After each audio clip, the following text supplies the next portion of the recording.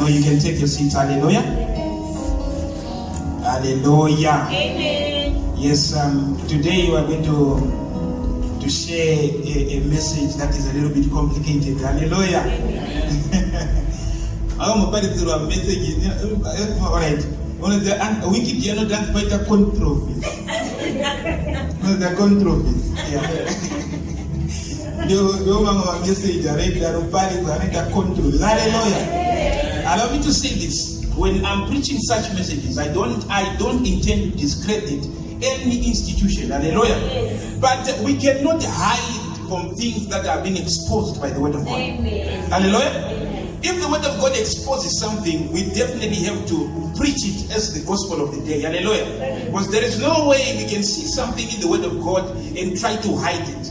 So I'm going to explain what I call church history. It's unfortunate that in our modern day time, when you ask somebody that give me your church history, he will tell you that, or he or she will tell you that our founder was born in 1945 and in a family of 10. No, that's not church history. That's your founder's history. Hallelujah. Amen. But when we are speaking about church history, we have to have a chronological order of events, starting from the time Jesus came, when the gospel came to us through the Acts chapter 2, and the predecessors of the gospel. What happened during the time of the Dark Ages? What happened with the revivals? Hallelujah. When you follow that, then you are following what we call church history. The greatest enemy of the modern day church is we try to reinvent the wheel that is already in motion. Hallelujah. Amen. People try to restart what has already been started. Hallelujah. Amen. People they are doing things that have been done in the past history, and those things have failed, and they are redoing it in the modern day, thinking that is revelation. If you don't know your history, you will repeat the same mistake under the context that you have found in your revelation. Yes. Hallelujah. So there are certain errors that were done in the past. There were certain errors. Now look at this. The internet is awash with people, with pastors who are discrediting like typing. Hallelujah. It was once done, and the church suffered. And church is closed. Yes. Do you hear that? Church is closed, and the people who were there, who were so-called the church fathers, asked themselves, what have we done?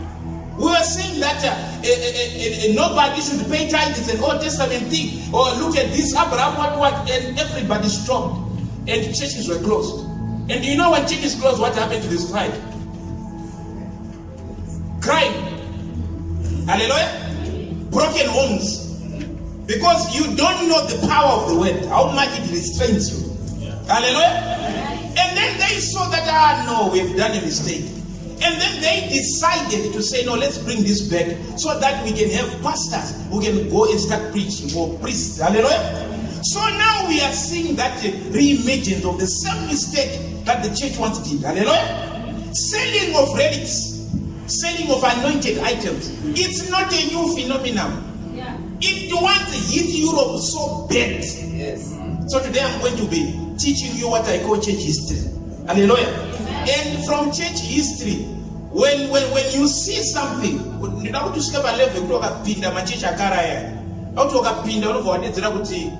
this one is Lutheran. This one is Catholic. This one is Roman Catholic. The colors are Gathian. And Okapinda Macheche, someone and Mabero Mamsuraya. This one is a Protestant church. This one is a Catholic church. This one is a Roman Catholic church. Yes. So people don't understand that there is something that happened along the way.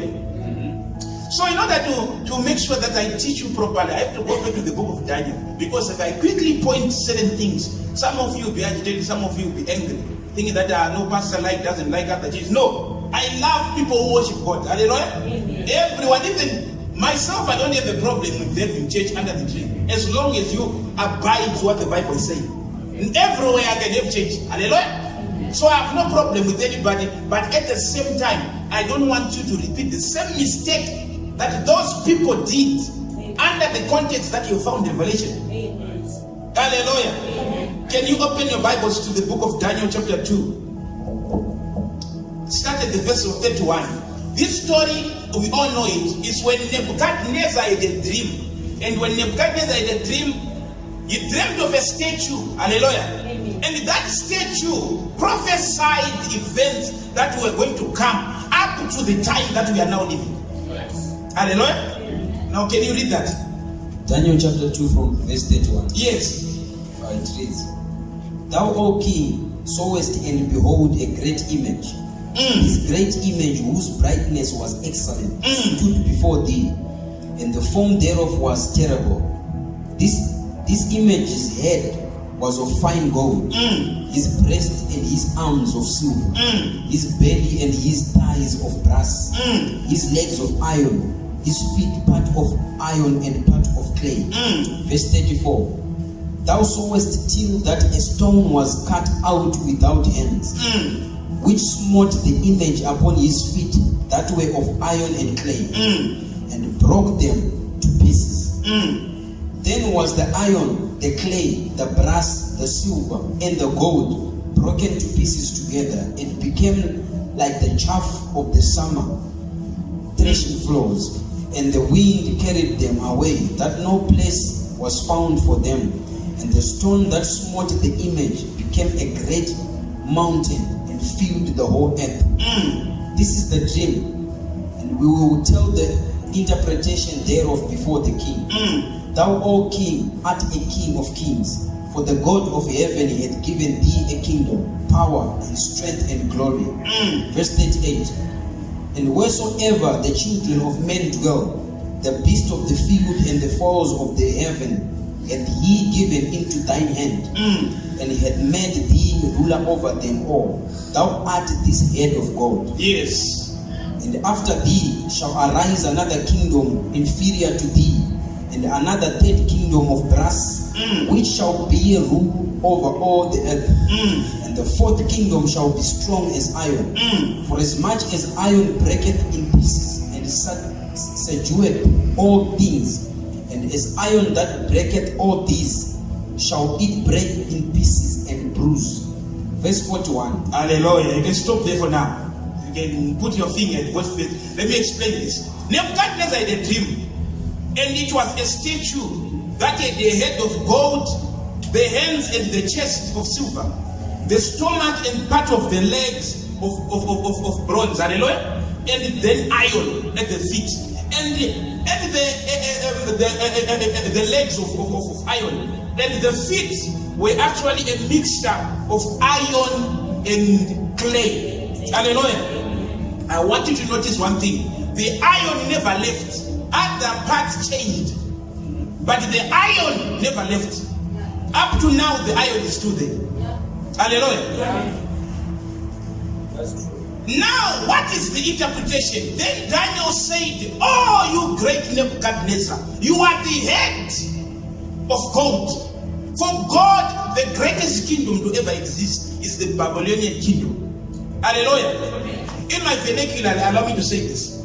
Umambo akatonga zvekuti hakuna mumwe uchatonga kufura uyoyo ndewa Nebuchadnezzar. Ongori paIraq. Haisi mhosva makona America yakasonana neIraq kudai. Pane chiprofita chinofana chaitaura kuti nzvimbo ichava desolate. Hapana chinofana sara chikamira anozva Mwari wakadaro kuti Babylon shall be desolate. Look at Iraq modern day. Ndo yanga iri Babylon nguva yacho. But havana akaziziva kuti zvichaitika munguva iyi. Izvo zvakaenda kuIraq, umwe anotonga pake, umwe anotonga pake, umwe anobata bhazuka. Mabuilding akangoboka kaita sei, because the prophecy said that Babylon shall be what? Desolate. So the gold is Babylon. And Babylon was represented by a lion with wings. Ndofuna image yomunomboiona ndizvo. Makambona shumba ine mapapiro so. Kana kuti shumba ine mapapiro veta musoro wemunhu. Anditanga neupepo hwendebvu. Hallelujah. Ndoma artifacts ainongedzera kingdom yanzi Babylonian kingdom. Hallelujah. That Babylonian kingdom, after that, kwakauya anonzi maMedes and the Persians. maMedes and the Persians mubhuku yaDaniel anomirirwa nezvinhu tu. Daniel anotoratidzwa imwe vision. Hallelujah. The vision ndeyekuti anoratidzwa a bear, anonozamuka inonzi bear. Inenge ine side one rakasumukira so. And then yakaruma mbavhu nhatu. Zvazvaireva ndezvekuti kune umwe umambo wakazosumuka unonzi maMedes nemaPersians. vakabatana pamwe chete. Haleluya. Vabatana pamwe chete zvakataurwa nemuprofita Jeremia kuti imi veBhabhironi kana Mwari akuda kubvisai muchabatwa makarara. Pana mambo anonzi Cyrus, wakaverenga mubhaibheri. Cyrus anga ine wisdom dzakanyanyisa. Akaziva kuti magedhi eBhabhironi haavhurike zvekumhanya, aivharwa nemvura. Vanga vakaita mechanism yekuti kana vaida kuvhura magedhi avo vaidhaivheta rwizi ndokuti avhurike. Kana vakuda kumavhara vaivhurira rwizi ropusha robva ravhara. Saka hakuna munhu airarama aikwanisa kurivhura gedhi iroro. Cyrus ndokubva angwarisa akati aiwa ngatingodhaivhetai rwizi rwacho vakarara robva tavhura magedhi tovapindira tovaponda vakarara. Ndomaurayiro akaitwa Babylon kingdom. So simple. A mighty kingdom just fell with one strategy. Vanhu vakapindira vakarara vakadhakwa vakagara kuita makojiska mapata aya ekuti vanhu vanenge vachidya magrapes vakadati wasvikirwa vakarara ndobva vaurayiwa. That's how the Babylonian kingdom was overthrown. Saka yakaitwa overthrow namambo ainzi Cyrus akabatana neanonzi maMedes nemaPersians. MaMedes vanga vari vamwewo vanhu, maPersians ndo mamodern day maIranians. Haleluya. Irani ndo inonzi Persia kudhara. Saka Persia yakabatana nemaMedes. Ndosaka chimhuka chaionekwa naDaniel chainzi chaka chakasimukira side 1. Zvaireva kuti umambo hwabatanidzwa uyu hwakasimbira side rimwe chete, asi rimwe racho riri wiki. Ende kubatana kwavaita vanga vaine 3 madzimambo anga vadhifita. Ndosaka that bear yanga yakaruma mbabvu 3. Mukunzwisisa here? Iyi haisi revelation ndingokutsanangura chimbuku. Hallelujah. Nekuti munongozwa kuti I saw a beast. If you don't interpret those beasts, hapana zvatikuita. Saka umambo wako wataka kutonga wemaPersians nemaMedes. After maPersians nemaMedes kwabva kwasumuka mukomana anga ari fast ainzi Alexander the Great, anomiririrwa nembada kana kuti neramu. Ndosaka ndinzi naDaniel ndakaona eramu yanga isingatsike pasi ndaita kuflya mumhepo, because Alexander's conquest was so fast and swift. Hallelujah. Saka umambo wakazosimuka waAlexander after the Medes tati goridhe, siliveri, tambronza ndizvo, tambrasatika. Rasi yanga iri Alexander the Great akakonga the whole world kusvikaperwa nepekukonga. Tansina kwekuenda vanhu vapera. Aine 32 years yechikonga the whole world. 32 years uri pamwezo. Hallelujah. Kwana kwangu. So it was prophetic. Hallelujah. So Alexander was so swift. Saka ndosaka wachona kuti Daniel wanoti I saw a ram yanga isingatsike pasi, yakangosvika yakanodhuma. Umambo wangu waripo zvino ndokabva wachikoka. Nyanga dzinomirira mamadzimambo. Haleluya. Aitora zvakabva chikoka nyanga madzimambo ari kudonha iyayo, asi munyika yemweyo zvimhuka zvinenge zvichionekwa. Haleluya. Papedza umambo uyoyo panobva pauya umwe wekumakumbo wesimbi uyu ndowatinetsa mandiyo nokuti tinawo kumukoro uno. Hauna kuzochinja nekuti zviri kunzi madzimambo esaya akapinda, kwakapinda Babylon, kwakapinda the Medes and the Persians, kwakapinda Alexander the Great. Alexander anga ari weGreece handinizvo. Izvo zvitane umambo uchiri matiri unonzi Roma or Roman Catholic or Roma, the Romans. Wakasungwa izvozvo vakaenda mukoti. Murayiro nokutonga unonzi Roman Dutch law. Ndosaka pakabatanidzwa iron nedhaka. Ndosaka zviri kumakumbo ndozviri kutonga munhu wese ari kurarama. You are too slow. Hallelujah. Mumutsoka ndikutaurira. Ndati munhu wese whether uri kuAmerica, whether uri kuChina, ukabatwa murayiro wanoshandisa kuti America, China yabreaka international law, iRoman Dutch. It's the Europeans and the Roman or the Roman Empire and some influential nations in Europe that joined together. Up to now, umambo uyo yao unametsosimba. Uneka kundengendeka karipo asi ndo watinawo. Asi wakabva pakuti pane Roman Empire. No, the Roman Empire, most of the things that you call education, you understand that? Wakatiwana, there are a lot of Roman teams in a lot of subjects that you study in university. The reason is they are the ones who have got the system at their hands. munoziva kuti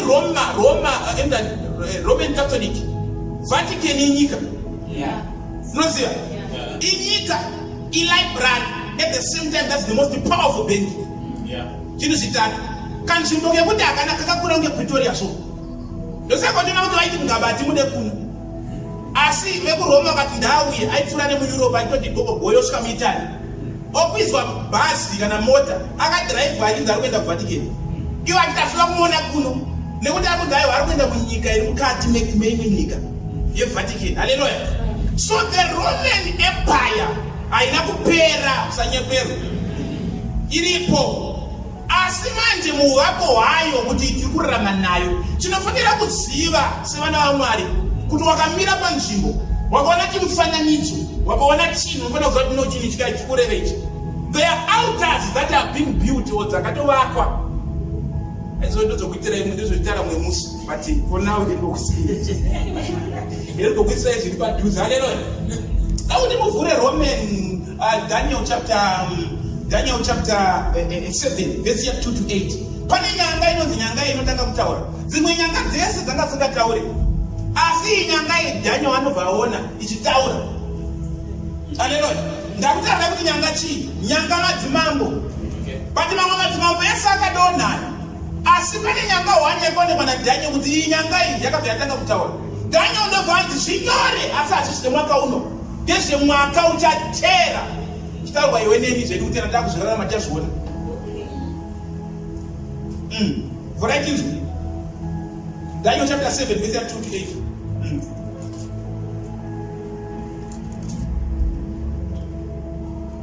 Daniel chapter 7 from verse 2 to 8.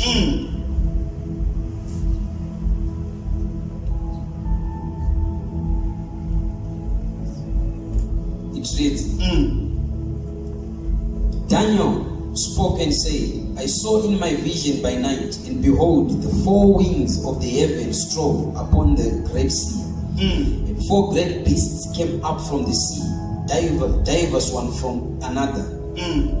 The first was like a lion, and had eagle's wings. Babylon. And I beheld till the wings thereof were plucked, and it was lifted up from the earth, and made stand upon the feet as a man. And the man's heart was given to it.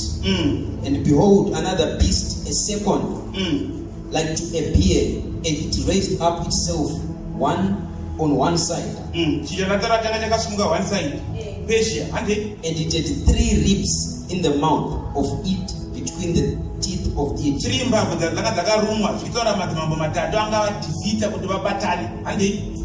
And they said thus unto it, Arise, devour much flesh. After this I beheld, and lo, another like a leopard, which had upon the back of it 4 wings of a power. Leopard, I don't know what it's speaking. Alexander. The beast had also 4 heads, and the dominion was given to it. 4 heads. Alexander had 4 general. Paakafa ndo akadivide 4 kingdom yacho ya Alexander into 4. Egypt nsaka kune guta rinonzi Alexandria nanhasi Egypt. Ndo panga paine vamwe vatora ipo vakatora kuEurope vamwe vatora vakadivide kingdom yes Alexandria into 4. Nekuti Alexander anga asina mwana. Ndosaka mbidzo kuti pane dzimwe nyanga dzakadzurwa nemaroots. There are some kingdoms or kingships that were uprooted completely. So there are continuation in generation. Hallelujah. So those who are this beast, this leopard, had 4 what? Heads. 4 generals that were actually leading the kingdom of Alexander. After this I saw in the night visions, and behold, a 4th beast, dreadful and terrible, and strong exceedingly, and it had great iron teeth. It devoured and brake in pieces, and stamped the residue with the feet of it, and it was diverse from all the beasts that were before it. It is diverse because I actually kingdom is ordinary.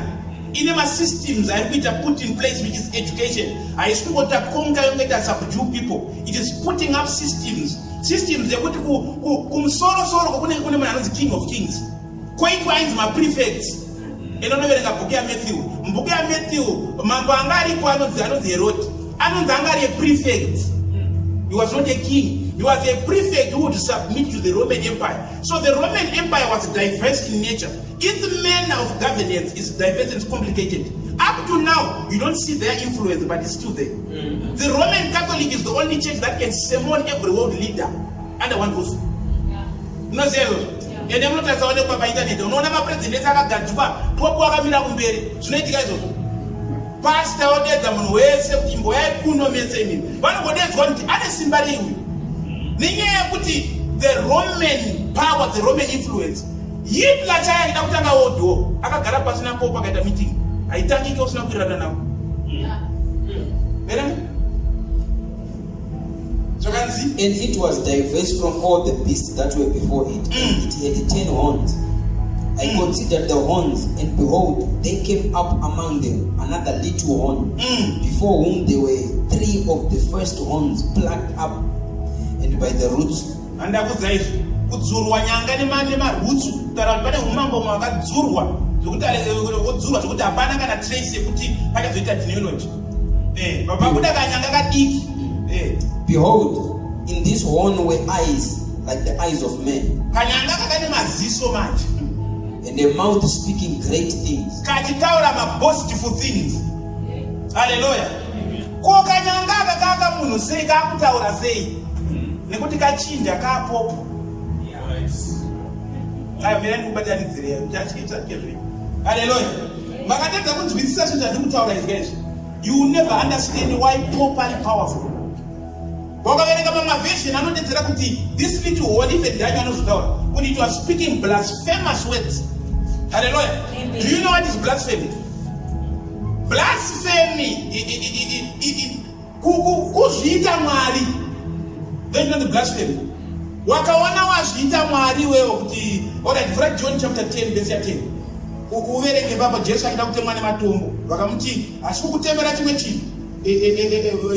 Endaba verse 33. Trukutemera blasphemy.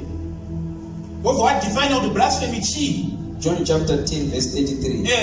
The Jews answered him saying, for a good work. The Jews answered him saying, for a good work we stone thee not, but for blasphemy, and because that thou being a man makest thyself God. Hallelujah.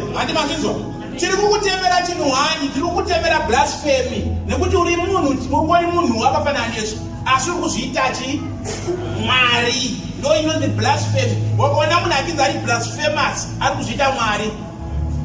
Wanotuka Mwari makawandisa. Imimi sometimes makatogumbuka kuti Mwari kuitero. Saka takada kungokuisa mukategori iyoyo unenge unofira mahara. Anozviita Mwari, no, you know the blasphemy. Hallelujah. So zvinonzi that little horn, ndikukupa homework unoverenga book ya Daniel. Zvinonzi it would utter blasphemous words, meaning that little horn made itself God. Hallelujah. Yes. Saka zvabatana sekudaro nakuti muzive munhu anonzi Martin Luther. Yes. That man, if you don't know him, you know nothing about the church. Dai pasina yeye, dai tisingoungana kuti tive church so. Hallelujah. Kwete Martin Luther wako America. Aiwa, wewe yakazoita imitation, anozviti junior. Wewe aifake yacho, hallelujah. Akangoona kuti wewe wekutanga ndozvaaita. Ndiye ndobva azviti Martin Luther junior. Hallelujah. But kana Martin Luther angari of German origin. Angari of Germany. Martin Luther ndiye akatanga kuona kuti maranirwo ari kuitwa zvinhu izvi. Kana paine simba rakamboitwa, kana paine empire yakamboita simba, Roman Catholic yakaita simba between the 14th century and the 16th century. Yakaita power yekuti madzimambo aisubmita kwairi. They would send a king kuti pana vanhu vari kupikisa church. A king would go and fight on behalf of the Roman Empire. Ainzi maholy wars. Hallelujah. Wakaona church yaane simba yekuti inosvika muti kunyika kwako kusaiti koko. Kupretoria kuna vanhu vari kupikisa zvatinoparidza uraya vese. Mambo osimuka onouraya. That was the power that the Pope had. Hallelujah. Saka simba iri Martin Luther angatoriwo bishop muRoma, Roman Catholic. Achiona zvaitwa izvi, Roman Catholic already can take a batsire chiso, maybe you can be confused. Wakasamana nemuRoma chaiye chari pure. Alikaenda kuruwa nepsychology anachikudza zvinhu zvakawanda. Wakamuti, are you a Christian? And I'm not a Christian, I'm a Roman Catholic. Hallelujah. So ari kutaura izvi zvakatosiyana. All of us, we are Catholics, but we are not Roman Catholics. The term Catholic simply means universal religion. So Christianity is something that is universal. So you are Catholic, but you are not a Roman Catholic, because the Romans now, when they saw the power of the universal religion, not like cheating. Now to not like history from my mind. Yes, couldn't you not say Paul? Why don't Paul when Bible when Peter went Bible? No, in Paul Tangamosia. Yeah. Mabonzo akari ku Vatican akatoigwa pasi ameno peime imwe akavaka ikoko ndovaisa mabonzo ake Peter weno kuti Bible Peter wa Jesu uya wewe wamaramba omwe wakangana uya wewe kumbodzi wokuti andikurambei Jesu obvazi jongwe chakukudza kangani obva wandiramba iye Peter iye ndo wanoti ndiye pope wekuti wokutanga but Peter akasiri pope we Roman Catholic angari pope we Catholic, the universal religion, which was Christianity. Even though we are on a simba, Catholic, which is the Catholic Church, which is the Church of Christ. Hallelujah. Ndoko babata isusuka ngati tore simba le church. Toba jani ndani tsika dzedu dzechiroma, togadzira chinhu one, chinicho tano chipikisa nofa. Ndoko babatanidza the Roman behavior. Yesu mutori. Tori cha Maria Msande checha mudaze. Amino mnenda multiple Jesus my Satan. Munipo pai wewe mtara na ilo kuchichi. Ndicho chakangodai. Ichocho ndoko watora ndoko wakisa chi mu church, because the Roman system yakaita system yekuti vaivaka zvimufananidzo nezvimpunzo.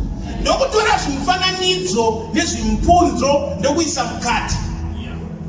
Ndokuvaona kuti tine mamwe mafeast nema celebration atinoda atikamarase nekuti taona simba rechechi. Ndokubva vatora mamwe mafeast ndokumaita part and part of the church akafanana na Easter. Easter yemo muBhaibheri ndakamudzisaila sema ndizvo. Ndakakudza kuti Easter no celebrate mazai nerabbit netsuro. Tsuro is a symbol of the goddess of fertility. The goddess of fertility. Nyaya yacho mutangira kuna Genesis pana chapter 6 na chapter 11 panovakwa that Tower of Babel. That Tower of Babel vainamata ainzi Semiramis. Mwari waita akabva kupi kumuni. Akabva andokatasa munhu unonge pane katsuro so. Mamuzona? Hamusi kungobhaiza muchite katsuro pai pa Easter. Muri kunamata. Hallelujah.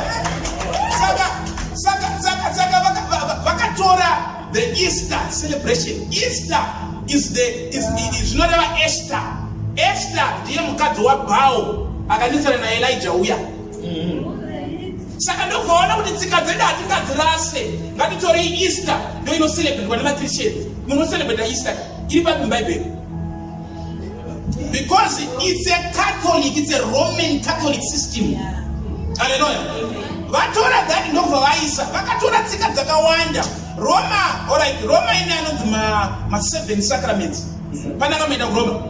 Munomaziya? 7 sacraments anodividwa into 3. Hallelujah. Hallelujah. Ausi utsinye kubatsira. Uzazoti wakaona dore Roma romhanya. Mutori vanhu vaMwari muRoma imo. Hallelujah. But kuziva chokati kwavangodi zvavo. Chete ndio zvinongoripo, so that paunopupura nezvevhangerica unofanira kuziva zvauri kutaura kuti aiwa ukapinda kuti aiwa chechi inoika it's a Roman Catholic Church, opinda kuti aiwa inoine it's a Protestant Church inondogara kuno, inoenda kapinda kuti ano this one is a Catholic Church I can stay here. Hallelujah. So kune anonzi masacraments avaita angari 7. Yekutanga category I'm sure it's category yavanoti initiation. Hallelujah. Roman Catholic, you are initiated into the religion. Initiation yekutanga mwana achizvarwa anobhabhatidzwa nemvura, so handidizva munoita. Abhabhatidzwa nemvura obva aenda pa next level yebhabhatism ikoyo, handidizvo. Kozoita level yekuti akudya chidyo. Ndiri kunyepere. Iyoyo level yekutanga hamusati mapedza kukosi. Hallelujah. Saka ini ndinonzi level ye-initiation yaye pamasacraments awo. Chinonzi sacrament chii? Sacrament chinhu chinoitwa panyama chinorakidza nyasha dzisiri kuoneka. It's a visible thing that depicts an invisible grace. Your definition in my Roman sacrament. Saka maroma ngaakuzonyanya manje kuti after ma sacrament vaitengesa anonzi ma-indulgence. Yeah. The word indulgence, I'm sure it comes from the Latin word indulge. Indulge simply means forgiveness. Waitenga tsamba yako yekuregererwa. Yaidhura tsamba yekuregererwa iyoyo. Saka zvazvaita manjeka ndomakore ari kutonga Roma, ari kupikisa izvi, ari kufa. Iwo ndo ari kuisa izvi, ari kuti handimukona zvekutengesera zvavanoitika zvinotanga nhasi. Ma-indulgence yanga ingori tsamba yakanyorwa so yobva yasungwa nekaribhoni. Dzaitutwa dzichienda kumaguta ese world over. Vanhu vosvika kuti tauya nema-indulgence ayabva kuna pope. Vanhu voita kiu kudai. Zvavaita vaitenga ma-indulgence aya. Pane alright, vekuroma vaya muchirimoka. Pane nzvimbo inonzi purgatory, handimeziya. Ndoti inonzi purgatory. Purgatory inzvimbo yekuti antu kana usina kunyatsoita utsvene mushi pasi pano. Auende kudenga wakafa, unotanga waenda kupurgatory. Inzvimbo yekuti zvivi zvako zvinenge zvichitsva. Saka unokwanisa kutsva for 1,000 years ikoko, ozorohwa transfer kuenda kudenga. Handiri kukudzidzisa ichi Roma manje nhasi. Chekuti uchibuda muno ozovanorisecha. Ukangoti Maria musande, hakuna kusande akadaro. Unokwarira mahara, haleluya. Saka vaizokunyorera tsamba iyi manje anonzi ma-indulgence ndo aitengeswa. Wakatenga hama dzako dzakaenda kupurgatory. Unowaita kuti kana anga achifanira kusafa 1,000 years vari kupurgatory. Wairikiswa sentence nomaidzoka 5 years. Hallelujah. Azvaiperera ipapo. Waizoita embark on what we call a pilgrim or pilgrim journey. Ndikati aunati mapilgrim. Hallelujah. Pilgrim or pilgrimage. Kufamba uchivisita nzvimbo dzakakosha dzavo. Ende kwese kwaunenge uchisvika ikoko auti uende ukaenda kana waenda painternet ukanogoogle ma-special sites ese anoranwa neRoman Catholic kunobviswa mari. Kune kumwe kune vamwe akaitwa anonzi mamatayas, handidizvo. Mabhonzo ava haana kufushirwa, akaiswa muchirumu chakangonaka so. Saka unobhadhara mari umboenda ikoko opota uchinobata zvituna zviya zvako. Ende uchizvibata ipilgrim. That pilgrimage icho iyoyo njeni yauri kuita iyoyo. Wakapedza mapilgrimage esayo uchibhadhara mari uchivisita masites aya. Makore ako ekupurgatory anenge kuti machi? Hallelujah. Saka muri kuona kuti it was more like labor yako ndo inokupa salvation. Hallelujah. Randakuudza iri ndo rinonzi doctrine rinonzi Roman Catholic. Kana ungori mucatholic wefeki uya anofarira ngoma chete bhodze zvaunenge uchiita kana waenda ikoko. Hallelujah. Inonge ero zakuita zvesakramenta. Ina handisi kudya chidyo, akanda kudya chidyo nenyaya yekuti hausitokwira rengi yemasakraments aya. Sakramende kungotaura, hamusiziva zvamutaura. Ivo ari kuziva zvamutaura. Purgatory, hanzi kunoti ndienda ndichafamba asi wachitenderera makore ako ekunotsvaka ekuya kusaidi kweko wasatoenda kudenga anoita kuti mashoko. Saka all this is now, even up to now, the Roman Catholic inoti wakapedza all that level yemasacraments iyoyo oita zvenhingirikinisvo zvepilgrimisvo. After pilgrim unenge haumire ipapo, you continue to labor for your salvation. Zvichikutaura kuti vanotaura kuti mabasa ako aunongochiita yaya kuchechi ndo anoita kuti zvinhu zvako zvikuitire mushi usazosvafisere kukwekwe kusaidi kwekwe. Haleluya. Zviri kubatsika. Saka murume anonzi Martin Luther akasimuka ndokubva atanga kuona zvinhu zvikuitwa neRoma izvi. Akati ndo chaizve, ende munoziva kuti makore abhaibheri anga asingabvunzo kubatwa nemunhu. Izvo wakatoita izvo zvokubata bhaibheri izvo waifa. Kuribata kuti riri mufonera sewaifa. Rakasingabvunzo raiverengwa nemaprista chete. Saka chokwadi vanga vasingaudza vanhu vaiudza vanhu the Roman Catholic system yekuti kana vachida mari inonzi St. Peters iri kuVatican yakavakwa nemari yema-indulgence. Ma-indulgence tsamba dzaitengeserwa vanhu kunzi ndo tsamba yaunotenga yekuti mwari wakuregerera.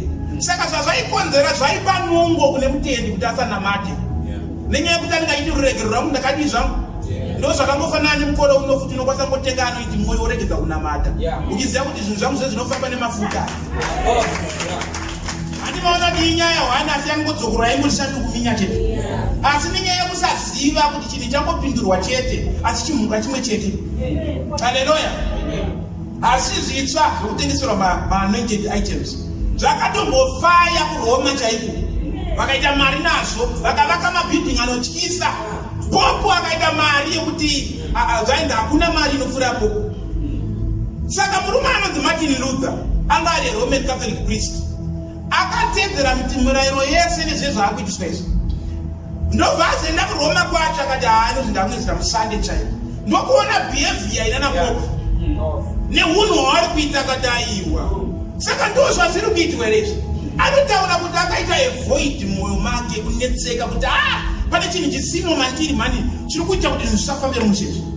Iwe ndokubva wamukwidziridza ndokuti waaprofesa, ndokubva wawana access kumalibrary.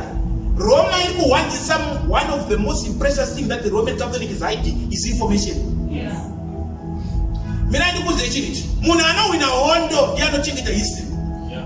Daniel ndiye aichengeta history kuBhabhironi. Daniel aishanda mulibrary, ndosaka akaverenga bhuku raJeremiah. Otherwise dai anga asiri mulibrary akasina kuzeki profita yaJeremiah. Daniel was a librarian working in Babylon. Akachengeta world history yese. Saka panobva that kingdom iri kutera inobata futi information. So Roman Catholic information yese kune mabhuku asati abatwa kana nemunhu kubva paakabatwa nevanhu vekuRoma. Vane library yavo inopindwa nespecial access and hauende kwese kwese vanokuudza kuti gumira information. Saka makontrola aita information, murume uyu ndokubva apinda, ndokubva atanga kuona information yese, ndokuona kuti aiwa Christianity yavari kutaura kai kuti tiri maChristian, tiri maRoman Catholic, totenda muna Jesu, haisiri iyo iyi. Ndakakudza kuti ndakaona ukaisa chipicha cheche chemurungu yaya anonzi Jesu waya mumba mako, ndokuroanisha mumba mako. Tozopedzera nekuporisa sinina kukurova. Toti basa vakangotsa ngotirowa mumba mako andondisungisa zvako. Ndipopo akatongofarisawo akatedzera kuti anga ine mwana wake aimunetsa anonzi anga ari ngochani futi. Ende ungochani wacho ainzi aidanana nemurume aipenda. Murume wacho aipenda motomuziya anonzi Leonardo DiCaprio. Anzi Leonardo Da Vinci, exactly. Mukadzi wake murume wayo aidanana naDavinci. Ndobva popo ati unosei akanzi naDavinci ndodrawa image yakaita sei inofananidza kuJesu wacho. Uyu nekurwadziwa nemwana wake uyu ndokubva ivodrowa akafanana uyu. So that image, that young man was aitorwadza baba vake vavamudrowa image yaya ndobva akaiswa kahati pamwoyo so ndobva yangodai so vanesi unoona vari popo today. Osheya kuti makamera anga ako here nguva yaJesu hakuna. Verenga bhuku yaRevelation kuti Jesu watanga akaita sei. Zvinonzi bvudzi rake raita kunge wuu. Kana chitara wuu tikutara kotoni ka. Kotoni inorevera. Ndatokupa imwe information saka zvina tonoisita naro kuti Jesu anga ari mutemi here kana murungu. Nekuti Revelation inoti bvudzi rake raita kunge wuu. Kana unoziya kuchiziya inonzi wuu yanoti kotoni here. Handinoungana kuita mabhora. Bvudzi rinoungana kuita mabhora ndere munhu murudzii. Ndosaka tanyarara zvindiyo ya. Iye murungu ndakangona ukaisa murungu yenye ataka. Taki munhu. Tozopedzerana kupolisi. Hallelujah. Reason that image has nothing to do with Christ. Even ukachibvarura kana ukachiputisa foti hachina basa hatini nacho. Because ndipopo akatoisa nenyaya kuti vaida kuisa zvinhu zvavo kuti zvinamatwe.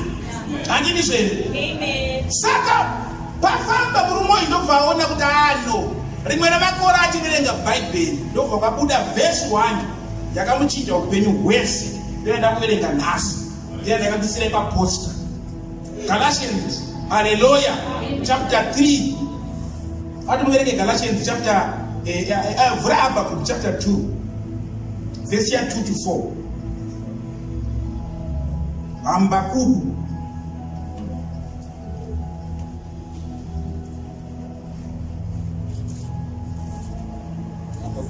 yes, Habakkuk chapter 2 verse 2 to 4. What does it say? Habakkuk chapter 2 from verse 2 to 4. And the Lord answered me and said, Write the vision and make it plain upon tables, that ye may run that readeth it. For the vision is yet for an appointed time, but at the end it shall speak and not lie. Though it tarry, wait for it, because it will surely come. It will not tarry. Verse 4. Behold, his soul which is lifted up is not upright in him, but the just shall live by his faith. The just shall live by faith. Hallelujah. Wherever I have Galatians chapter 3. Galatians chapter 3. Verse 11. Galatians chapter 3 verse 11. But that no man is justified by the law in the sight of God. It is evident, for the just shall live by faith. Verse Revelation yakachinja church yese internationally. Akaverenga verse yo Galatians chapter 3 verse 11. Martin Luther. Kuti the just shall live by faith. Asayiona Roman Catholic ichisupply abantu ma-anointed items. Ichiitisa vanhu pilgrimage. Famba ma-pilgrimage journey. Wakabvapo unobata site, unobhadhara. Makore ako anoita shoma pakati. Vanhu vakati iye ndokubvaona akataiwa. Bhaibheri riri kuti the just shall live by faith. Akabva atanga kunyora tumanoti twainyora tutsamba, tumapamphlets. Achituspreada. Luckily enough, nguva yataka kuzviita ndopakainventwa the first printing machine yekuprimary amuchikuziya, the Gutenberg printing machine yakainventwa kuGermany. Ndobva watanga kuprinta mapamphlets ake achimakanda vanhu vachiverenga. Madzimambo nguva iyoyo anoda kumumisa vakatomuona as a loophole yekutofight of the Roman Catholic vaitoityawo. Saka chakamuponesa ndechekuti madzimambo ese akabva onotaiwa muri munhu zvaari kutoita kwayo akurwisa vanhu ava nezvavanga vachitiitisa. Vaitorerwa mateksi vachitengeserwa maindulgence ekuti unobva wabva kupurgatory woita sei, havasi kuzvida. Nanhasi pamasteps akakwira Jesu paya akaenda kuna Pontius Pilate, kumba kwaPontius Pilate wakaenda, it's a Roman Catholic site. Nanhasi vanhu vanoenda ikoko vachinobhadhara, munhu anenge achikwira achikambaira achichema so inonozvona painternet woni. Because it's a pilgrimage, you know, the pilgrimage. Yekuti unofanira kuvhizita masite yayo kana wamukatolika chaiye. Hallelujah. And pauri kudaro ipapo makore ako ekuzasi kuya anoita mashoma uchestereki.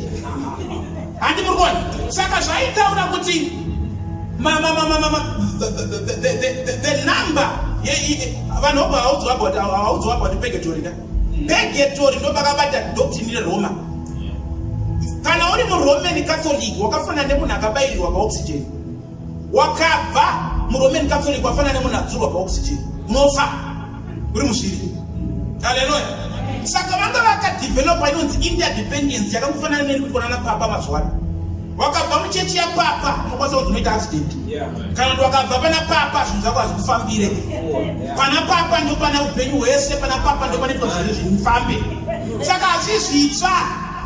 Zvinhu zvakaitwa kare, zvakaitwa neRoma, zvekuti papa atipinda kutange maridzwa ayo AK47 vanesvakirana pasuku. Ndokuti anoziva kuti papa kana akagumbuka upenyu hwangu hwese unofa. Ndozvanga zvakaita Roman Catholic izvo.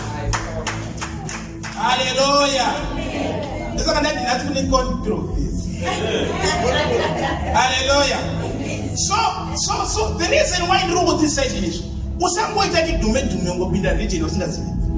Ziva kuti vanonamate zvandiri kukuudza zvese izvi dedza munhu kana mupristi chaiye agarapo nomubvunza kuti anozvidaira achiti yes zvese, kubva kupurgatory, kubva ku7 masakraments, kubva kupilgrimage, kubva kupurgatory, zvese izvi vanozvitenda. Haleluya. Saka unoona kuti Martin Luther ndobva unoti aiwa bhaibheri riri kuti the just shall live by faith, not by works. Isuko righteousness yedu tiri kuRoma tiri kuitengeserwa. Munoziva kuti vakasvika palevel yekuti vairohwa neshamhu kuti nyama iyi ikuware, inyaya yekuti akuda kuratidza kuti ndiri mutsvene. Haleluya. Ndo inonzi gnostica or gnosticism. Iyo doctrine yekuti vanonzi vanenge vakuziva vacho ndo vaitika pakuti ati nyama yangu inofanira kusafa. Haleluya. But kusafa kwacho ikoko zvinonzi makore anoita mashoma uye zvokusevera padhuze naMwari. Ndosaka tiona kuti dambudziko rataita vanhu havasi kuziva kuti chakachinja history. Martin Luther paakatanga kuparidza kuti no, the just shall live by faith, vakamudedza madzimambo ese ndobva aitwa ecouncil. kanso pakaitwa naro akati kana pane zvinhu zvandiri kutaura kana zviri mubhaibheri ndirakidzei pane sacrament iyi, ndirakidzei pane pagetori, ndirakidzei pane mapilgrim, ndirakidzei pamuri kutengeserana tsamba dzekuregererwa. Kana makazviwana izvozvo inini ndinobva pano. Ndokubva ataura one of his famous statements yaanodedzera kuti I am bound by the word of God and there is nothing that I can do. Vachimuti denounce zvauri kutaura kuti vanhu vazive kuti wadenounce kana denounce. Kusvika vandiprova from scripture kuti zvinhu zviri kufamba papi. Saka akanyora anonzi 99 thesis of Martin Luther. Ndobva aenda padhore Roman Catholic ndobva anorovera nesando. Ma 95 points aitaura kuti zvamuri kuita hazvisiri izvezvi. Iyayo abva ipapo ndokubva anobatwa vanhu vakaona kuti uya akuzofa Roma itambonaita izvo. Shamwari dzake ndobva dzamukidnepa zvekunyepera. Ndobva dzanomuhandisa. Dzakamuhandisa kudaro ashaya zvokuita ndobva atora Bible ndobva atanga kuritranslata into German so that vanhu vaverenge vakutanga kutogadzirwa Bible saka ramumaoko mako. Muri kuzvinzana ndokutaura. Do you see risk yakatora? Akufighta the beast. Ichange ichiruma Roman Catholic ichiruma nanhasi. Musapa makazvinyepera uye makada kuti hazvina kuti hamuna vanhu vaMwari muRoma varimo vari sincere vari kurevesa asi zvavari kuitiswa. Hallelujah. Handozvondera mubhaibheri zvinonzi I saw a beast inonoverenga oni. Hakuna chinhu chiri complexes the Roman Catholic system iripo izvozvo. Vanofonera president weAmerica kuti tiri kubuda kuno. Haabvunze kuti imi muri nyika ipi, anoenda achimhanya. Ukanzvimbo kanenge Pretoria so kanyika kadiki-diki. Svika iko nekuti kune kanyanga kadiki-diki asikari kutaura. Hallelujah. Munoziva kuti Pope akagara pathrone pake akaisa ringi yainokiswa semunogona achityisa anonzi anyepe. Ndosaka achinzi that little one in the book of Daniel. Zvinonzi that little one was uttering blasphemous words. Blasphemy kuzviita Mwari. The person, the only being that does not lie, he is not a man that he should lie. That he should not lie. Neither is he a son of man that he should repent. It's God. Yeah. But vanoti Pope akagara pathrone pake anyepe. He's infinite. He speaks everything. Zvinenge correct. Saka zvete zvaataura ndozvinoitwa. Saka in other words, he has blasphemed God. He has made himself God. Saka that little one was uttering blasphemous words. Because it's a little horn that has got a doctrine that is not of God, but an earthly kingdom doctrine. Hallelujah. Saka Martin Luther no vatanga kurwisa the Pope or the Roman Catholic or the Catholicism. Ndokubva kwatanga chechi imemese vanotenda vese vasingatende Roman Catholic. Munonzi maProtestant vakambonzwa zero. Same thing maProtestant ndiye akatanga kuprotesta against the Roman Catholic. Saka muRoman Catholic chaiye mfu ane collab kwaitwa. Wakamutaura kuti ndoenda kuchechi yakadai sono ndo okay you a Protestant. Akudza zvakawanisa ipapo kuti uone kusikaziyo zvako. Nekuti isusu tiri maProtestant inonzi Roman Catholic. Saka vakana vakatarisa imimi vari kuona vanhu vakaprotesta kubuda mavari. Ndobva matanga kuwirirana kuti Bible ndari printwa munhu wese ndave neaccess kuBible zvavanga vasingade. Hallelujah.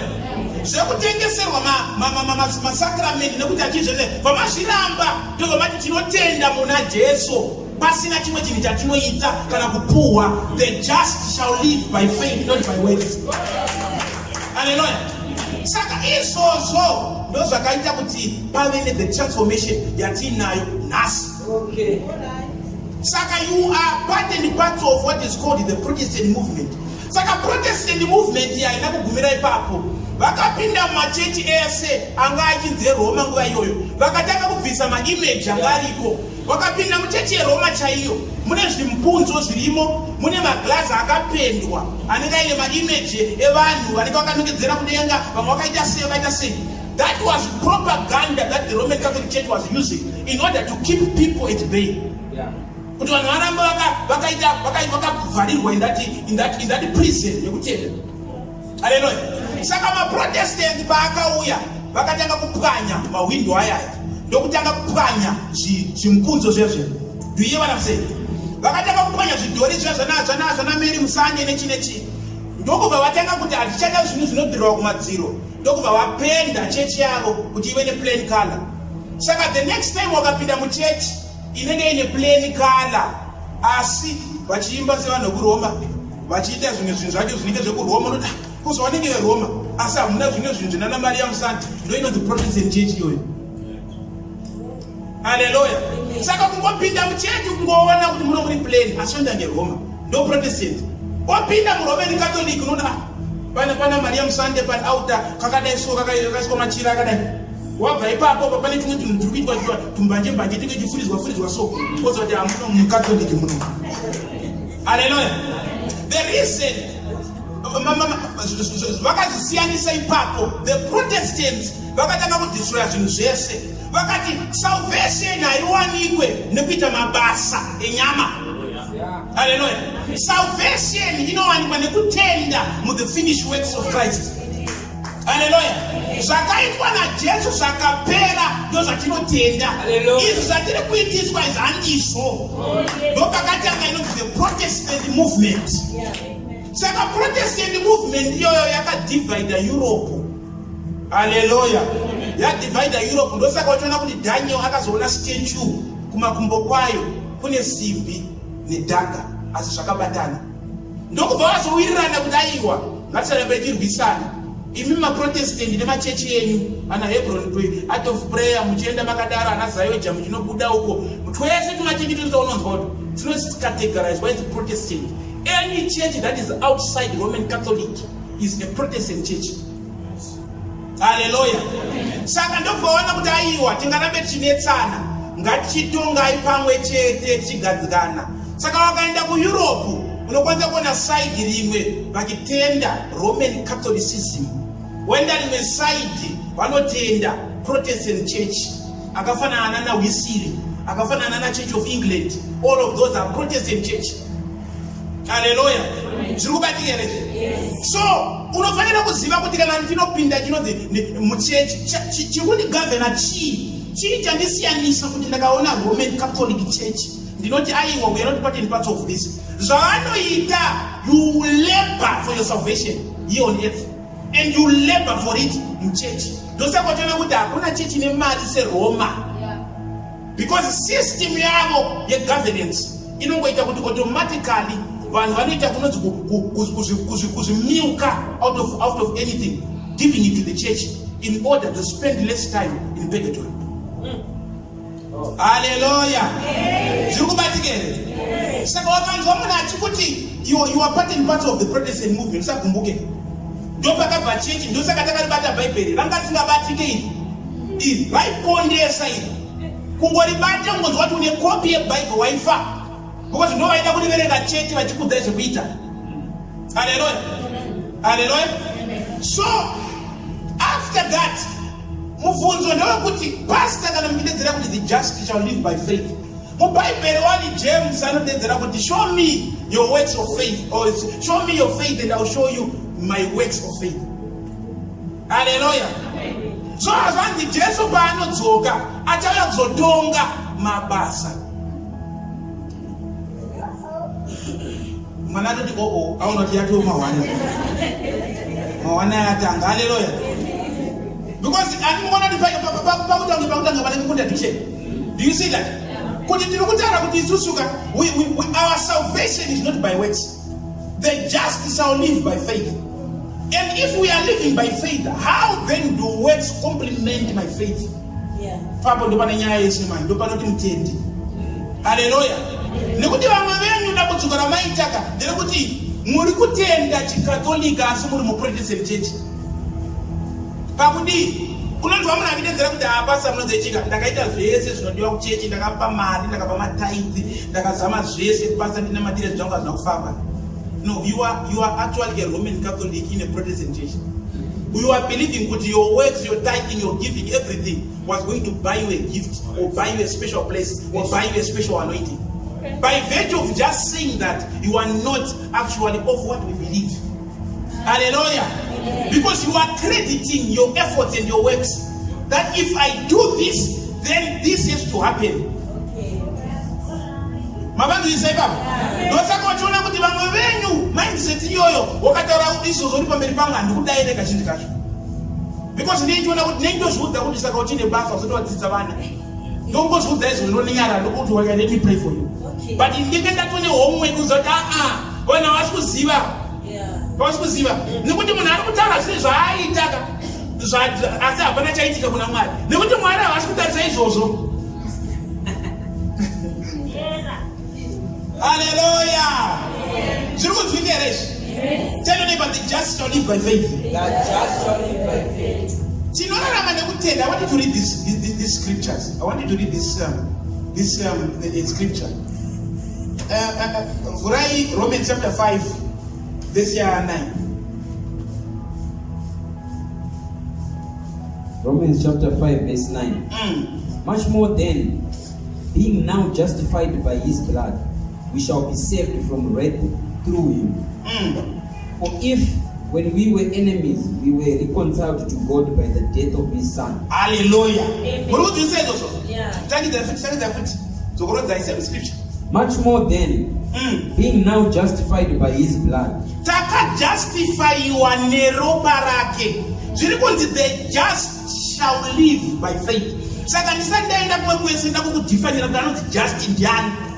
Asi ngoma justice just wandiri kureva ikoko. Ndiari kunzi taka justify, you have been made just by the complete works of Christ on the cross, and you were justified by his blood.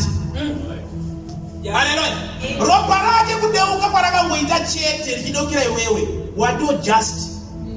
Kana wa just watenda with the finished works. Ndakambokudza last time kuti Moses akaitiswa drama in Old Testament. Vanhu vakataka kurumwa nenyoka nekuda kwezvivi zvavo. Nyoka dzichivaruma, Moses ndokuenda kuti Mwari varegerere zvakanzi the only way yandokwanisa kuvaregerera. Tora bronze ugadzire nyoka yebronze. Oisa pamuti, osimudza nyoka iyi. Wese angatarisa nyoka dzimurume dziri pasi. Zvichitaura kuti munhu ane zvivi ari kurumwa nezvivi izvozvi. Whether mweya kumusha kwenyu, whether zvinhu zviri kukunetsa, whether it's because of the sinful nature that you possess. Only when you lift your eyes and look at the serpent yakasimudzwa inova Jesu pamuchinjikwa. Nekuti nyoka iyi yaimirira Jesu achazouya kuzorovererwa pamuchinjikwa. Zvinonzi nyoka yakasimudzwa naMozisi yanga iri ndarira bronze. Bronze zvinoreva purity, kuchena. Saka nyoka ichazouya yanga iri Jesu ndiyo nyoka yakasimudzwa murenje yakachena, bronze, purity. He was without sin. Aroverwa ipapo, achatarisa ipapo zvivi nemweya yese yetsvina inofanira kumira kumuruma. Hallelujah. Saka ndozviri kutaura kunzi the just shall live by faith. Martin Luther ndokuona kuti aiwa vanhu vanofanira kutenda in the finished works of Christ. Haana kungozvinonga ndozvanga zviri muBhaibheri, asi Roma yange asingade kuita izvozvo. Yaida inonzi Roman Catholic tradition. Ndosaka Roman Catholic yakabatanidzwa pamwe chete nemadzimambo achazorohwa nedombo panyika. Nekuti hainei nechekuita naMwari. Wakaverenga book ya Revelations, nakuti unoiverenga unonzwa chinzi then I heard a voice saying, my people, come out from the beast. Kune vamwe vanhu vari muRoman Catholic imomo vaMwari vachazodanwa nguva kana yakwana vanobuda imomo.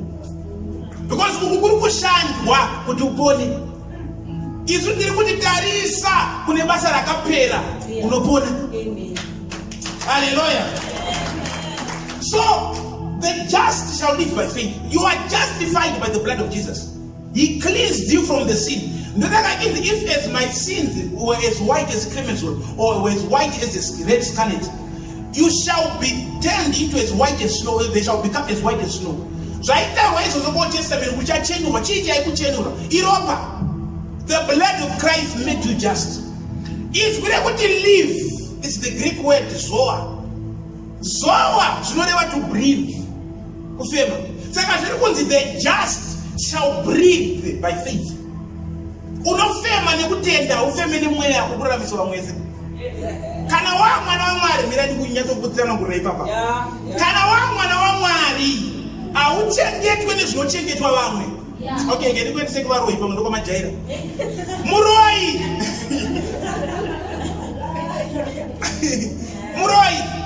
Muroi kana kuti munhu akaromba. Achifamba akaromba chaanenge achitemba chii? Andizvo. Ane chaakapfeka chemushonga. Saka even akafamba sei angati kunzwa kuti pana vanhu kurema pana. Zvakafanana nemunhu anotenga mushonga weshumba wekuchikwa kubasa we. Ozora. Even kakaonda sei. Kana ngaitofamba kunge kana mhasuru. Chakari kutemba akasikutemba kuti ndasimba kana kuziva kuti ndakaloda mundaraunda dhereva. Pane something chiri pandiri. Handikuzvona. Meaning to say this person is now breathing by that thing. Andizvo. Upenyu hwake huri kukontrolwa nebaba. Anenge ari kamunya kakaonda. Zvakafanana munhu ane futi. Munhu ane futi confidence ainadzo ndinoti pane chainacho. Handimukuzvona. Even asina kana mhasuru kakaonda chichitiita yakanamirirwa. Akangoziva kuti ndakaisa futi chete mutrausu. Anokuziva kuti kusavadaita sei. Wangwagaye. Yotofunga kuti munhu akasumudza kakawera kumadziro. Pane chiri kukafemesa. Chiri kuti ndikataure mashoko akadai. Kuti uda kuita sei saka uda kuita sei. Pane zvaunokwanisa kundiite. Wangwati une mamwe mashoko ere. Aba ari kutemba kuti no ukangotaurisa chete ndikuzvomorera chete. Haleluya. Saka ndozvakafanana nemunhu ane mushonga nemunhu akaromba. Anotemba chinhu chaakaita sei chaakabatiswa uye zvaari kuita. Handizvo. Saka ndozvinomupa kuti ararame kaupenyu kaari kurarama. Handizvo. Saka kana Bible it is the just tataura kuti you are justified by his blood. Waqualify kudhara. Zviri kunzi now you breathe, you live by that. Zvikutaura kuti upenyu hwako, the words that Christ is saying, haasi mabasa ekuti ushandire salvation. Mabasa ekuratidza chakakugara. Zvanzviterezvo. Mawords ari kutaurwa aya ari kunzi show me your faith and I will show you my works of faith. Zviri kutaura kuti pane chiri pandiri. Chiri pandiri chino chakukonzera kuti ndirarame. Zvakafanana nemusikana asina kuroorwa. Ane kabhevhi yakanotenderwa nemaitiro anoita. Even akaziva kuti inezvi ndiri singwa handina murume handina chii. Anokwanisa kungotoenda kana mhotera unoswera ikoko torara imomo dzoka oenda kumboita sei achifara tiya kudai. Asi musuwa anoziva kuti pane murume even asiri paari ari kubasa asi murume wangu. Behavior iyoyo inoitwa tamed. Meaning to say the works that this lady is now doing are now being driven by the husband or the covenant that the wife has with the husband. Ukama hwaanawo pakati pemurume wake asipo ipapo ndo akudhiraivha kuti anobheheva sei. Haachakwanisa kuswera ari kuchikeni nemwe murume ibvena achamwari ake achiti andoti kumbotaura ndisati haiwa akatidya yakarohwa foni kuti tawana ari kuchikeni naswere musha. Haleluya. Even wakadiri January takadzanisa kubva grade 1 panotsva munhu mambamo. Reason haufaniri kutoita izvozvo nekuti pane chaapo. Ichocho ndo chaakukupa certain level of how you conduct yourself. Haleluya. Ndo anonzi maworks ekutenda. Maworks after you understand what Christ has done for you. Saka handikwanise kufamba ndichingotadza pese pese. Nekuti ndakamboikana ndakudaro ndakutoita disrespect chandakatenda. Saka pane pandinofanira kungomira daiwa izvo handiite izvo. Chiri kundimisa handi kuti handizvigoni. Aiwa kumwawa watogona todzasa uri yakakura. Asi chinokumisa nekuti shoko rinoti pamusoro pekuhumwa ndo chiri kukudhonza kumashure kuti izvo hatichaita izvi. Saka my works are now being driven by my faith. So I am actually saka kabhuka kuti James kaenda kubviswa muBhayibheri. Unoziva izvo? Vaida vakabvisa. Bhuku rinonzi James kadiki kaka. Vaida vakabhuka kuti confuse. Kari kutaura zvemaworks kuti maworks hapasina. Zvakanzi aiwa teererai mushe. Wakaona munhu anedzera kuti anzi saka ndakatendoka ka1 ndodzokera mukakuita mabasa andinoita because my salvation is a gift from God. Ndapuwa gift here. Saka ndakatanga kuita mabasa andinoita azvinoreva kuti Mwari achangondiponesa anyway. There are two different things that you have to understand. Wakaona wakaponeswa uchiri kugona kutadza hauna kutenda muna Jesu. Wakatenda maari upenyu hwako ndisakapuwa akitedzera kuti I am a prisoner of Christ. Chaari kuzviti prison aka haana kana akamusunga necheni. Ari kuziva kuti shoko rake ndo rakumubounda kuti asaconduct in certain manners. So his works, his attitude, his behavior is now being driven by the fact that he is actually a born-again believer. Hallelujah. Not by works, but actually by the works of faith. kuita nekuti unotenda ndo achauya kuzomakwa. Haleluya. Zviri kunzwika here? Saka wachibuda pano unofanira kuziva kuti ndiri kuita mabasa ekutenda here kana kuti ndiri kuda kuita mabasa. That's why ndinoona kuti a lot of people ndoda quick fix. Akabva kuti no pane zviri kuitika zvemweya anomhanya kuwana anobhadhara. Wangofanana nevaya vaitengereserwa maindulgence aya ekuti wakatenga indulgence watenga kuregererwa. Saka aibva angotora indulgence yaunesa mumba anoziva zvekunamata kusina nezara takapedzana namudharadhare takatoregererwa kare takatenga tsamba irimo. Haleluya. Imbofunga kuti murombo aidi ipapo. Andi mukuzwa. Saka zvinoshokondona kuti ranga riri vhangeri rekuti raiti wakangona vhangeri rinosegregata chete ibva ipapo chitiza. Vhangeri rinofanira kukwana kubva kune munhu ane mari kusvika kumurombo wokupedzisira. Same size zvikwana mese. Haleluya. Asi wakangona rakungooneka kuti pane vamwe vanhu vanosara vakamira vachidedzera kuti isusu pane zvati hatina kukwanisa kubhadhara mari saka hazvi kuitika kwatiri. Then you should know that then this gospel has been compromised. It's now the same system that the Roman Empire built its empire by virtue of selling anointed things, by virtue of forcing people. The poor would labor to buy that letter. Vaishanda kusvika pekuti vaitengesa zvinhu zviri mumba kuti atenge tsamba yekuregererwa. Achisvika kuti ndakafa, vana vangu vakafa, vanoenda kupaga dhoni. Saka nditenge tsamba iyi. So they would milk themselves to buy that. Amen. Hallelujah. Amen. So that depends on this one. That would muone chini ichi. Vurai book ya Haga, chapter 1, verse 6. Hallelujah.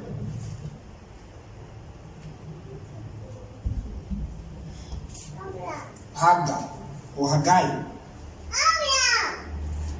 Chapter 6, chapter 1, verse 6. Dakuti muone zvinhu right. Regarding to divine relations. Principle yaishandiswa neRoman Catholic yekuti pane chinhu chepanyama chinokwanisa kurepresenta chemweya asi chinhu ichocho handii chamufanira kutenda. Reason why ndauya this bottle. Normally they use this. Anditobashandisa nechimweyo handizvo. Yes. Anochimweyo munomatitengese. If you are new here, we don't sell this. Reason why tichishandisa kuti pane chinamatira vanorwara tonamatira noti zviri mubhaibheri handizvo. James chapter 5, the verse of 13-14. Is anyone sick amongst you? Let him call the elders of the church and anoint him with oil, and the prayer of faith will make him whole. Meaning to say, this thing can be anointed and it can carry the power of God. Hallelujah. And when you can spray it on someone who even are possessed.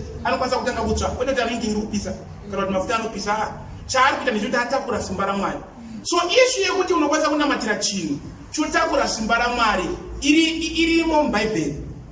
Asi yekuzotengesera vanhu vodhipenda pana ichocho haimo. Manzwisere? Ndati mazonda nataura. Ndati yekuzotengesera vanhu vodhipenda kuti kana munhu aine ichi anenge achiti ndine protection.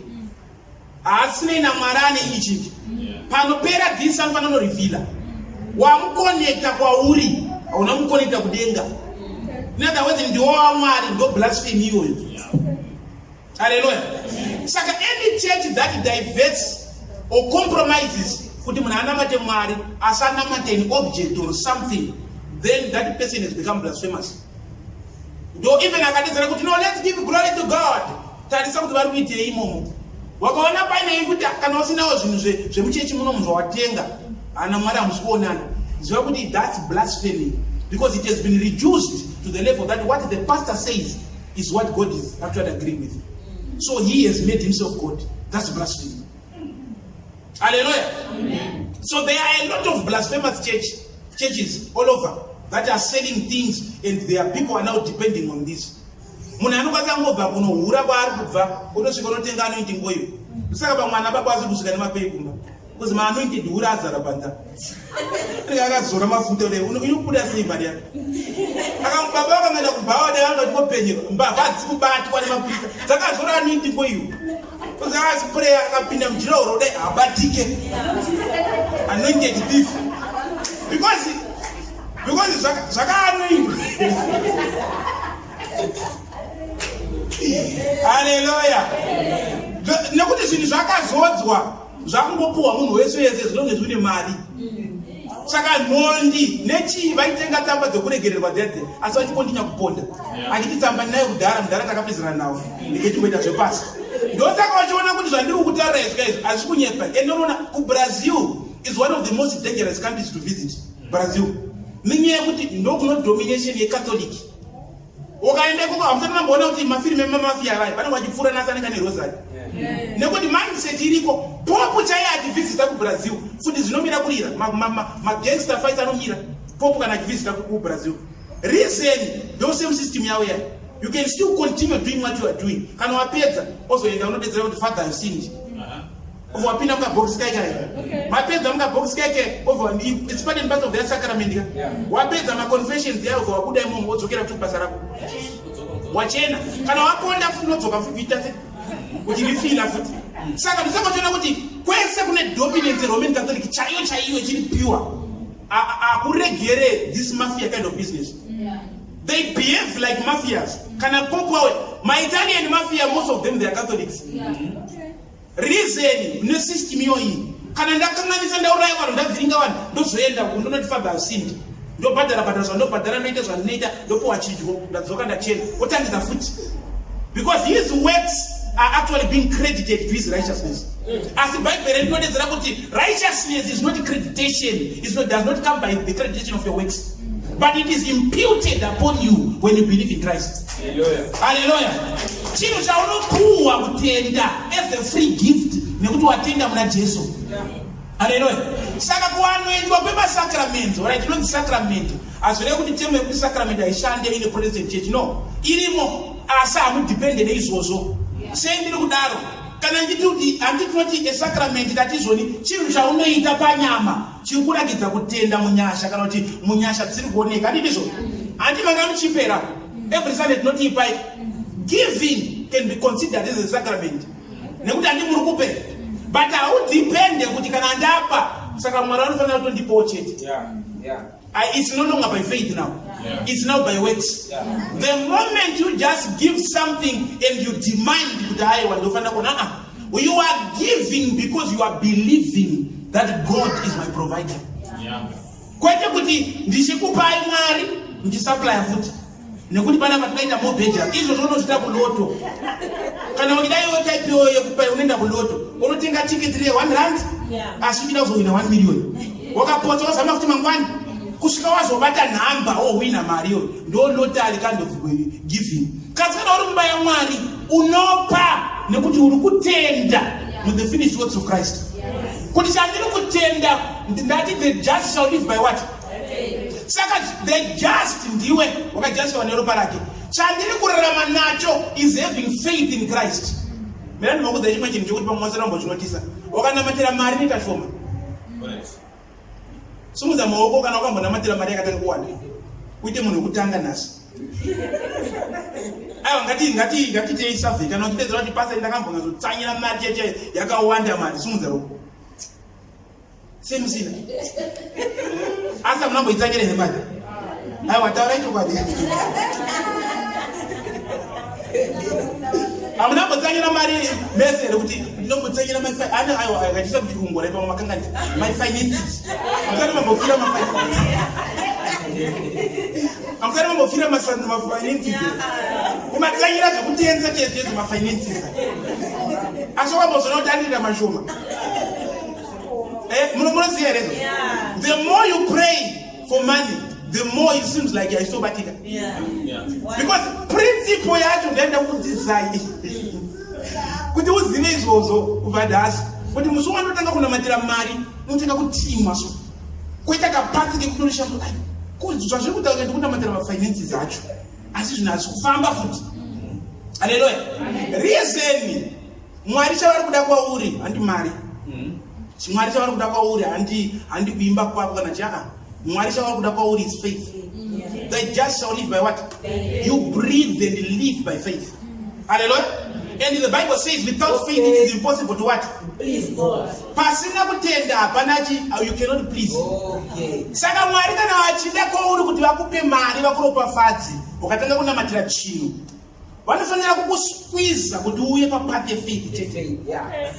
Hakuna kumwe kwanofanira kuropafadzwa uri. Unofanira kuya papath because vari kuti faith it is impossible to what? Hakuna saka watu antikuda kuwaplisa. Saka wanaona kuti mwana wangu hakuna mata, hakuna mafinances. I said the only way that I can bless him ndomisa pa pathway yekuti anosara ari skilli mariyo ichitomunetsa kuti aispendeke. Asi uri kuinamatira iri kudzoka futi kuita diki. Pauri kuiswa ipapo ndopanonzi pa pathway yefaith. Yeah. Kana wamira ipapo manje, wamira nino